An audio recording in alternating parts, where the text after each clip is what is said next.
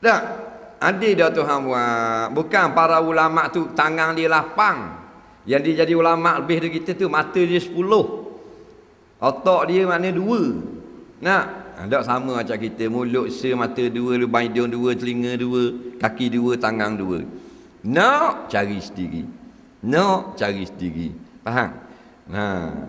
Nak pandai Quran, cari guru Quran. Nak pandai hadis, cari ahli hadis. Nak pandai fiqh, cari ustaz fiqh. Isi banyak-banyak. Nak?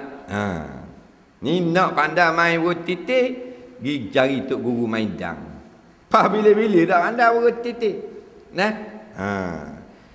Maka adanya Allah lahirkan semua manusia jahil. Supaya yang pertama, mereka sedar bahawasanya ilmu itu adalah pemberian semata-mata. Dia datang dan pergi. Bukan kita alim ni diri kita. Faham? Tuhan beri alim. Beri gitu je. Beri dengan usaha. Nampak? Beri dengan usaha. Siapa nak, sila berusaha. Boleh jadi ulama. Malah ni siapa hak nak jadi ulama, boleh, tak ada masalah. Yang tak boleh jadi nabi, tak boleh jadi rasul. Musa guana pun tak boleh jadi tu. Dia tanya kita nak amal guana, kau nak usul siapa jadi nabi? Hai tak ada. Tak boleh tu. Faham? Nak jadi ulama, boleh, senang je. Dan guana nak jadi boleh dia mah boleh. Dan ni kita bodoh letak tahu benda ni, gekura bodoh boleh, tak ada apa-apa. Mustaq ngaji lalu esok. Nak cari guru hak bagian betul Quran, baca Quran. Cari pula tok guru hak ngajar ilmu Arabi, ilmu Arab, ilmu isti'arah, ilmu fiqh, usul Quran. Ngaji pula halal haram, ngaji pula apa benda yang sorah bahasa Arab. Nak ngaji balaghah.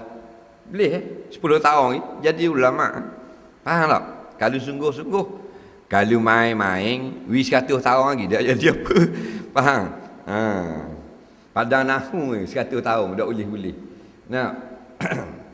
Jadi mudah. Yang tak boleh kita usaha, nabi tak boleh. Rasul tak boleh. Hak tu tidak dapat dicapai dengan usaha. Mana-mana ada mak rempik nak jadi ustaz, boleh 5 tahun ni. Ngaji sungguh-sungguh. Esok jual motosikal, hidup pondok. Faham? 10 tahun ni mu balik, mu memang ulama. Dengan syaratnya sungguh-sungguh. Faham? Ngaji nahwu, ngaji sorah, ngaji ma'ni, ngaji isti'arah, ngaji tasbih, ngaji apa benda ni, fiqh muqarrang, ngaji usul hadis, ngaji mustalah. Nak 10 tahun lagi. Balik bukan mak rempik tu. Ni dia.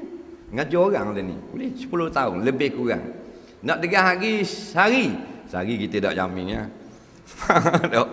Kalau sehari nak congek motor seminggu lebih. Nak uyuh hayang ni motor. Jadi tepuk dada tanya selera nak jadi benda. Faham? Boleh berlaku. Man jadda wajada. Siapa bersungguh-sungguh, adab kata boleh, bukan wajib. Nabi kata ni atas jalan adab. Nak adab kata boleh. Maknanya 10 orang bersungguh, 8 boleh. Itu panggil atas jalan ghalibiyah. Maka kenapa kita tidak berilmu sekarang? Maka sudah pasti kita dapat jawab kerana kita tidak cari ilmu. Betul tak? Betul kan? Kita nak satu barang, kita tengok kedai. Tak? Comel lalu kot kedai motor Allah sepoket kuning. Nampak? Sepoket kuning nyala gitu. Meneleh air liu tengok, mak lepik tengok. Nak beli ada pitih. 250 ya, faham? Nampak? Ni gato ni kedai awak kapi. Cari pitih, cari belanja, buat kerja takkan boleh selalu 250. Faham? Gaji 15 ya, taruh 2 ya. Gaji 18 taruh 3 ya. Nak 6 bulan cukup 250. Aduh, tang sepoket kuning. Nyanda parking depan Pasar Baru Kedah Buluh. Berapa dia boleh? Dia usaha, tahu tak? Gitu juga dengan ilmu. Nak ngaji. Dulu buta Quran, dia tengok Quran macam ke tikus tengok seming. Bodoh tu. Dia ni apa boleh baca dah?